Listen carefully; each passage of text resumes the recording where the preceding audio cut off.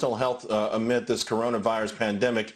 According to a national survey, 90% of U.S. adults reported experiencing emotional distress during this period. Government officials have even set up hotlines to field calls from people who have fallen into depression or suffering from anxiety. Now, that doesn't even take into account the emotional stress in children. Human behavior expert Karen Ruskin joins us now. Karen, you and I had a couple of conversations at the beginning of this, at the coronavirus, as it was spreading, as lockdown orders were going into effect. You cautioned that this was going to happen, and it's here, and it's worrisome. As some places re-lock down or consider locking folks down again, this is one part of it no one's talking about, but it's real. It's real. I was concerned then. I'm concerned now. The mental health crisis has continued.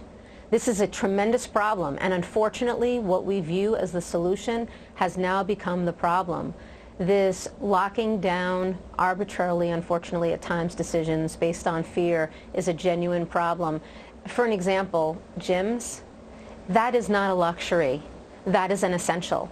You have essential places where people are overworked, coming home feeling physically ill, mentally unwell. The mind and the body is connected. So if the mind is feeling mentally unwell from the pandemic, the body is going to feel unwell. Therefore, our system is not going to be able to fight illness. If our body is feeling unwell, that affects the mind. People are stressed about the money situation in their life. It is real. Families are at each other's throat, too close for quarters. Kids, adults, marriages, individuals, personally, professionally.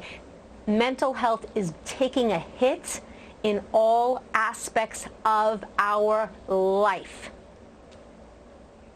So then what do we do about it? You know, I think when we were allowed to go out across the nation, we saw where, people weren't adhering to social distancing guidelines and things like that. I think there was just sort of this amazing sigh of relief to be out the house, right?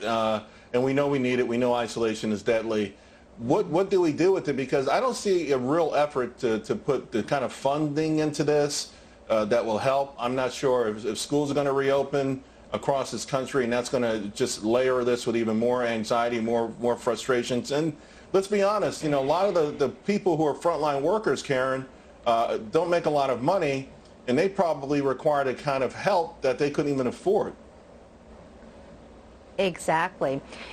You nailed it. And the fact is, we do need to be putting effort into, money into, time into how to get people out. Kids need school. Adults need the kids to be in school. That's the facts. So environments where we're concerned about social distancing, we do need to figure out a way to adapt to safety measures so that people can be out of the house.